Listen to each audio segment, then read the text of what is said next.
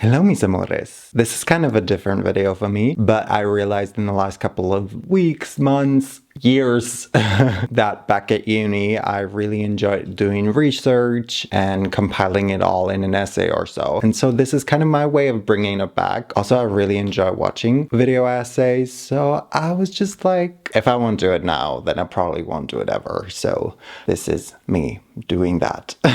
And as a first topic of discussion, I wanted to dive into something that has also been following me for years. Having been raised by Tumblr and Twitter, I feel like something that has followed me through all of the apps or platforms is news about yet another artist or celebrity having been canceled or having done something terrible. Time and time again, we, or at least, chronically online people, are faced with the question whether or not we should or want to, like maybe it's a personal decision, separate the art from the artist. As in, like, can we still enjoy the art from an artist who is known to be problematic, to put it mildly, who's done things that we technically wouldn't support, but what am I supposed to do? Like, I still want to read that book, I still want to listen to that music. So in this video, I kind of want to dive deeper into this topic because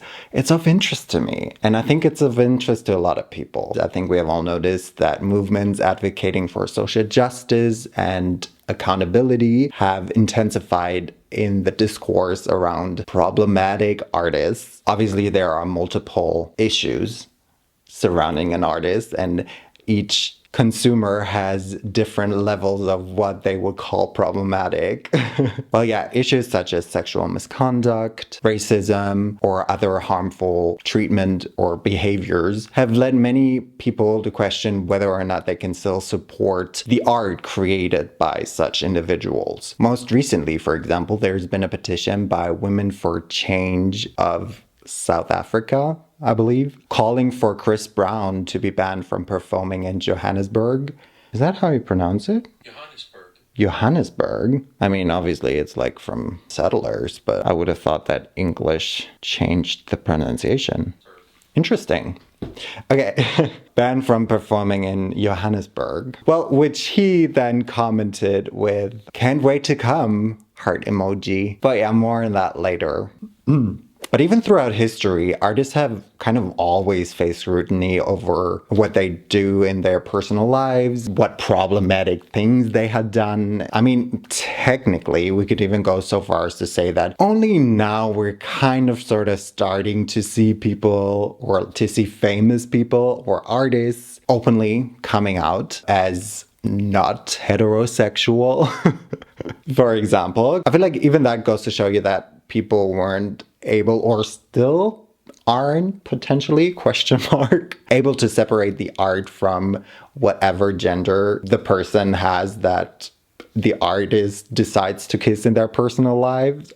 Even though I would also like to argue that maybe this is yet another case of just this like pseudo acceptance, that, for example, as soon as an actor comes out as gay, they're only seen as the gay actor instead of an actor who also happens to be gay, and are then treated accordingly, But again, even before social media, artists have faced some consequences for their problematic actions.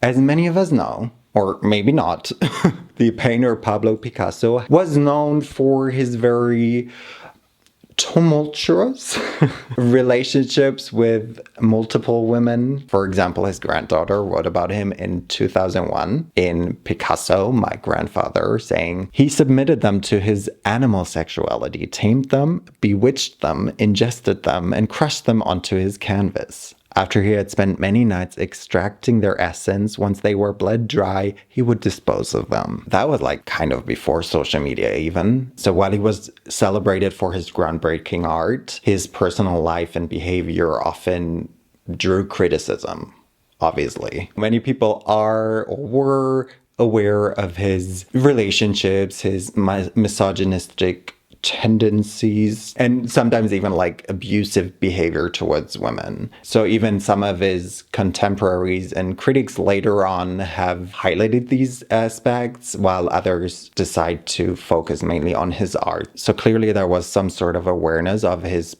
questionable traits. It often depended on the person and one's perspective and priorities regarding the art versus his personal conduct. Still, I'm wondering if this debate, like art versus artist, is yet another current phenomenon in which us newer generations are potentially obsessed with finding something problematic about an artist in order to cancel them, just to then forget about it 4 days later once news break about yet another artist saying something problematic. So that we can focus on canceling them. Like actually scrolling all the way down on an artist's Twitter page just to find something problematic they have said in like 2004. Speaking of cancel, we do have a full-on term for this phenomenon, which is cancel culture, which I'm gonna touch on later too. But yeah, I guess this sort of potentially obsession is why some people who are very much against this are calling these people who call out people for their wrong behavior social justice warriors, because it just seems like there's no end to canceling people. Even just in general, I ask myself if people care outside of social media. I obviously don't have a definite answer for that, but my immediate reaction would be to say no. But I also wonder if that's a good thing or not. Because, social justice is important, no?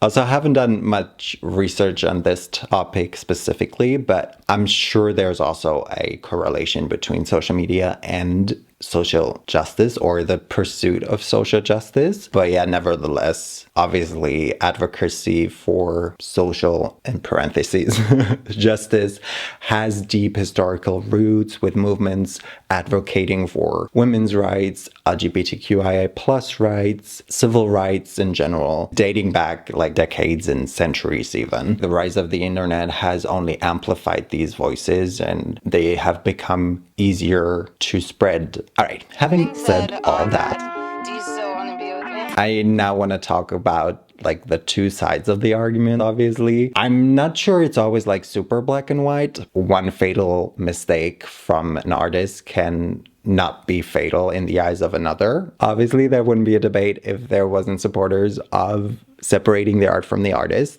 Also, side note, I've noticed that it really bugs me that you write separate, S-E-P-A, instead of S-E-P-E-R. Which I know etymologically it makes sense, but to me, I always want to write it S-E-P-E. Actually, in my research, in the comment sections of TikTok and Instagram and whatnot, many people actually have also written as S-E-P-E. So I'm not the only one that thinks so. So since we're on the topic of advocacy, I'm advocating for separate to be spelled S-E-P-E. Anyway, I have found that supporters of separating the art from the artist often emphasize or justify their beliefs by emphasizing the notion of the intrinsic value of art, as in that art, once it has been created, has a value in and of itself, no matter what, who, when it was created. Obviously, an art piece will always have a history, but looking or perceiving it in whatever form you can perceive it in, it will have a value in that moment without you knowing the background of it. Because obviously it can never emerge without the artist, but it can still exist without the artist. This doesn't take into consideration many performance artists, for example. Although obviously nowadays we do have the ability to record, but then again, you would still see the artists doing their art. And so that changes things as well. Tricky. So in an article for Artland magazine, Chiara Bastoni continues that, and I quote, "The intrinsic or inherent is a highly subjective emotional value connected to how a specific work of art makes the viewer feel, what sensations it provokes, and of course, this can be held or shown." I think this notion is best exemplified in paintings or drawings, because this type of art has a way of transcending the artist's personal life. So when you go to a museum, for example, I mean, of course, sometimes we learn about the artist, like usually a good museum will tell you about the artist's life and stuff. It also kind of depends on how interested you are in the artist's personal life or not. But you will always like perceive the art. You will always see it or hear it and then interpret what we see or how it makes us feel. And in that same vein, sometimes engaging with art can also make way for discussions that are way larger than the artist's personal life or the artist in general. They go way deeper than their intention or the individual morality. So for example, if we look back at very old paintings or texts, etc., we can learn so much about the culture of the day, the society, different ways of life, which ultimately obviously leads to a broader understanding of the world and a broader understanding of everything apart from the artist. All of that is so much bigger than just the artist behind it. On the other hand, is that like really enough to completely disregard ethics? Like, should we then forget about the artist just because we learn a thing or two about their culture? That they have lived in, to even go so far as to say it is always okay to separate the art from the artist. Always. And also wonder, aren't there specific implications when you support problematic artists? Again, problematic is like very opinion-based. I mean, what must people in your life, friends or family members, etc., who have suffered from abuse think, for example, when you support an artist who is a known abuser? Music or other art forms are often seen as an escape from our own personal life. But must we not consider who we're supporting by consuming their art? Yeah, these are just questions that popped up in my head as like a response. I also want to come back to the intrinsic value of art, because in contrast to that, some argue that the personal experience do shape the artistic expression. It obviously makes sense. I mean, just look at what singers say during their press tours when they're promoting their newest album. Or this and this experience or this and this time that I had to go through inspired so many songs on this album, inspired this entire album. You know, everything that I write about comes from personal experiences. I had gone through a rough time last year. So when I was making the album in the first week, I had like a lot of anger. And I think it showed in a lot of the songs. I played the game, you know what I mean? I've made the pop bangers for a while, and like I've done that. And I wanted to do something different, something that felt a little bit more like home, a little bit more like what's in here, you know, what's in like me as a person. And this really feels like that. Like this feels like my DNA. So it's so deeply rooted in their personal experience usually, which also makes sense because music is something so personal. Art in general is so personal. Otherwise, every artist would make the same art, right? And apart from that, art is always seen through the lens of the consumer's knowledge and experience in life. So every viewer or listener or reader, etc., will have their own unique experience consuming the art. For instance, we will never know the full backstory of every musical artist that we listen to, or even like new artists that we discover. Like obviously we don't know whether or not they might have done something that we don't agree with. But once we find out something that sort of taints our picture of them, do we not always listen to them a little bit differently? To make an extreme example, knowing what we know now about P. Diddy, I'm sure or hope that most of us will at the very least be hesitant to listen to his music and look at him very differently. I'm sure it's not that deep when it comes to every artist, but at the same time, what does it tell the artist if we continue to ignore their problematic takes or behaviors? Does it not kind of normalize it then even? That there are no real consequences because we appreciate what they have created too much to live without it? Which brings us to our favorite girly, right? Miss J.K. Rowling. You know, sometimes when I need a good old rage session, which doesn't happen often because I don't really rage, but if I do need one, I just know that if I go on her Twitter page, I will definitely feel the rage boiling up inside my body. Obviously, that woman's behavior and opinion demands an in-depth video in and of itself. So I'm not even sure where to begin and where to end here with the controversy and everything. Let's just say that she has voiced very many dangerous and harmful takes on especially transgender issues that many people don't agree with, and rightfully so. I also find it very interesting how someone who is so anti-transgender issues can still have so much to say about it. This is still like so dangerous, but I mean, it's also Elon Musk's platform, so of course he won't ever do something about that. J.K. Rowling is the author of Harry Potter. I mean, I think we all know that. Now, while I did enjoy the Harry Potter series when I was younger, I read a couple of books, not all of them, I am by no means and never have been the biggest fan of the series, and so I'm not really personally affected by her coming out as a horrible person. And so I have no issue in like never seeing anything regarding Harry Potter again. But what I find interesting is that her very strong opinions have led not just many die-hard fans. Now that I'm really looking at him, this bitch kind of ugly. But even actors of the movie adaptations to completely distance themselves from her takes and like basically shun her for what she said. While Joe is unquestionably responsible for the course my life has taken, I feel compelled to say something at this moment. Trans women are women. Any statement to the contrary erases the identity and dignity of transgender people and goes against all advice given by professional healthcare associations who have far more expertise on this subject and matter than either Joe or I. Still, none of this has stopped her from sharing her views, though. So time and time again, people have asked for a complete boycott of any project related to her, of which there are also countless.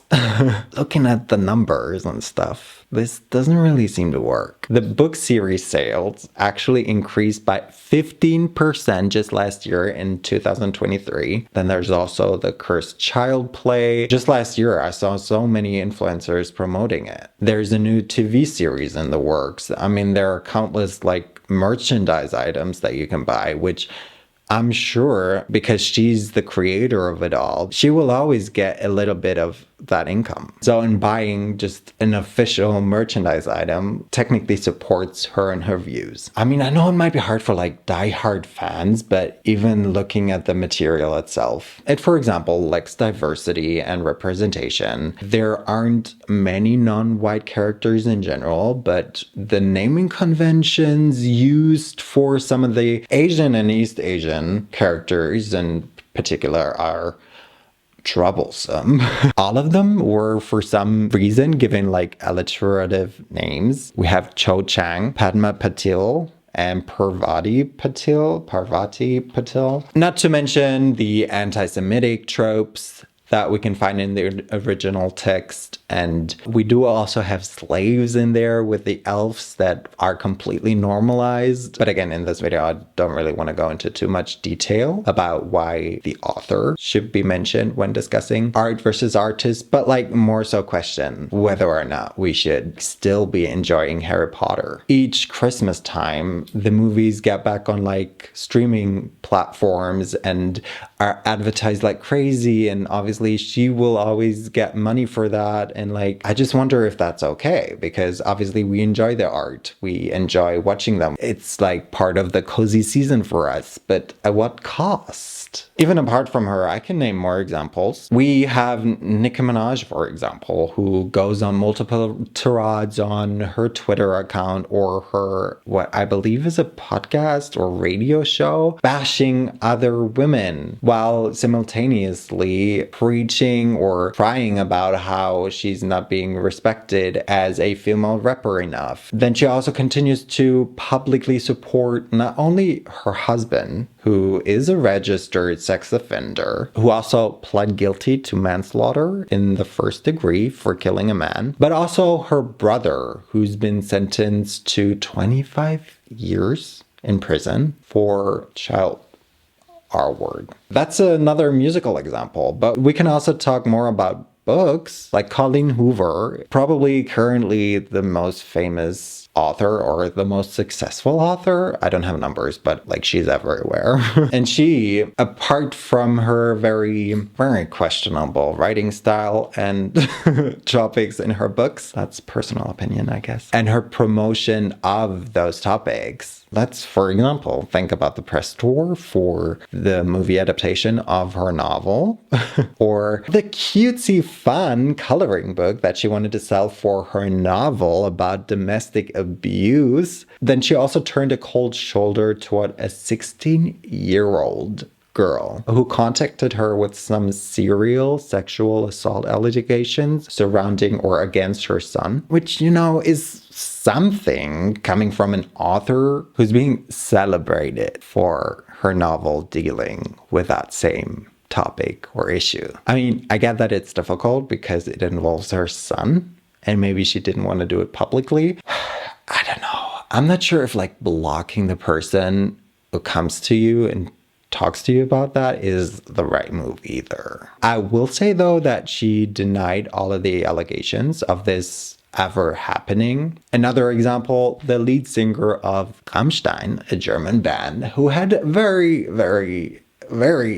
serious sexual assault allegations brought up against him just last year, and very publicly so by a German creator. But you know, they can continue to go on world tours or stadium tours even, just months after. But now, back to this bitch who had a lot to say about me the other day in the press. Miley, what's good? I mean, we can't really talk about separating the art from the artist without talking more in depth about Christopher Brown. First, I actually want to talk a little bit more about cancel culture because I'm not sure if any other person has been canceled more times than him. Nicole Dudenhofer writes for the magazine of the University of Central Florida that, and I quote, "Cancel culture involves taking a public stance against an individual or institution for actions considered objectionable or offensive. But is it an effective way to hold those in positions accountable, or is it punishment without a change or redemption? Or, and that's what I would like to add, is it just another trend on social media that leads to nothing? Like I've previously mentioned, 4 days later, we will have all forgotten about it and move on to the next person to cancel. Also, like, can you name an artist who's actually been canceled? Maybe Ellen. But then again, she only just recently had another like live special, I think, which probably made her some more money. So has she really been canceled? And to quote Nicole Dudenhofer again, sometimes public denouncement of powerful individuals can have the opposite effect of what is intended. When the surviving R. Kelly docuseries premiered in January 2019, hashtag Mute R. Kelly began trending, calling for the singer's conviction for sexual crimes and an end to his career. But the increased negative attention around the artist seemed to backfire as on-demand streams for his music increased from 1.9 million the day before the docuseries began airing to 4.3 million, a 126% increase on the day after the 3-day premiere concluded. I feel like the same is true for Chris Brown supporters, because for any person that raises concerns or hesitations about that man, there are probably 48 other people screaming, "Breezy, they could never make me hate you. People need to move on. This song is so good. Just separate the artist from the art. Team Chris Brown forever." I want to point out one comment in particular under a TikTok about the court documents of the night he assaulted Rihanna in 2009. If I'm not wrong, a Grammy is about how good an artist you are, not how good a person you are. Man's done some fucked shit, but it doesn't correlate with a Grammy. This clearly shows that people don't really distinguish between art and artist. The original creator of that TikTok said, when you're rooting for him to win a Grammy, just remember that. So very obviously not separating the art from the artist and believing that he doesn't deserve the platform that many people want to give him or think he deserves. There will always be this debate, I think. To support the opinion of the original creator of that TikTok, I found someone saying on Twitter, a lot of people talk about separating the art from the artist, as if a lot of art doesn't involve forcing people to work with the artist in question and providing the artist with money and continued access to other people. We cannot forget that behind the artists, there are huge teams that, because we support them by listening to their music, for example, they have access to, and they are in a position of power to do with them whatever they, want, really. Who knows what they choose to do with that power. On another note, Investigation Discovery actually has announced a new documentary titled Chris Brown, A History of Violence that, and I quote, explores the lasting impact of the cycle of abuse and poses the question, how does a man with such a violent public record maintain his superstar status? But my God, the reactions to even just the trailer are ruthless. They're basically tearing the entire channel to shreds, not even just in the comment section, but also on TikTok. So now I'm left here wondering, who is this documentary made for? Who is this targeted at? Because surely Chris Brown supporters won't watch it.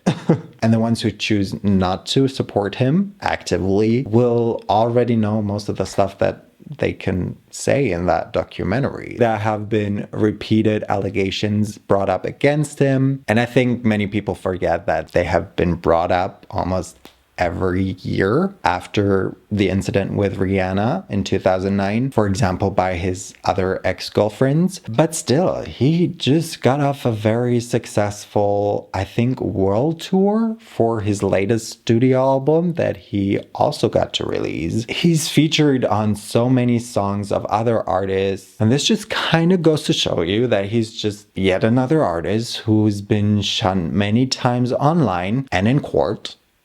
Yet the majority of people still separate him from whatever art he's creating. Or, at least choose to ignore what he's done aside from his music. Anyway, really, I just wanted to make this video so that I could end it with a statement that I can neither confirm nor deny.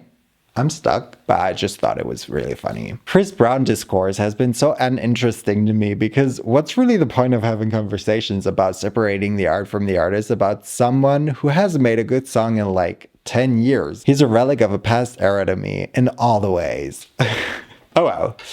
So what does this continued success of so many problematic, canceled artists show us? Technically, that the general public is easily able, probably, to separate the art from the artist. I can only speak from personal experience, but I find that especially older generations don't really care about the personal biographies of artists, and they don't really care what they have done when they're engaging with their art. I don't think my father knows two things about Eros Ramazzotti. Like, not to say that he's in any way, shape, or form problematic. I really don't know. I'm just saying, he probably doesn't know either, and he listens to his music regardless.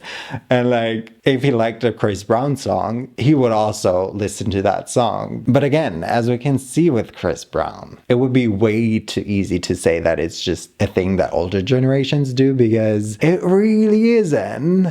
I don't know, I just find this such an interesting topic of debate because it covers so many other issues, like, for example, cancel culture. But also, I didn't even really mention misogyny, because that's also a very big thing about separating the art from the artist, because female artists are obviously under way more scrutiny about their personal life. Like, they have to be even more perfect and clean in order to be successful. And if they're not, they're way more likely to suffer from cancel culture, or to say it once again, people are just less likely to separate the art from the artist in those cases. But yeah, I'm really curious to know what your guys' view is on this topic. Are there any artists that you actively avoid because of what they've done or what they've said? And then if there are, how do you feel when you see friends or family members still supporting these artists? Because that's also something that I struggle with a lot, although more often than not, it tells me more about the person who I thought of as a friend than anything really. But I also want to say that I don't want this to come across as me taking the moral high ground with this video. I just really think it's an interesting topic, and by no means am I saying that I'm perfect in that regard, and I really don't mean to say to like essentially strangers, you can't listen to them, or you should not support them, or you should do this and that. I don't want to dictate how I think people should live their lives really at the end of the day, or consume art. Anyway, guys, a very different video for me. Again, something that I've been meaning to explore, and I hope you're in for the ride, because as us Germans say, if not now, then when? Wait, if not now, then when? I hope you enjoyed this video. Thank you so much for watching it, and I will see you in my next video. That was Naomi's outro. Nos vemos la próxima vez. Bye.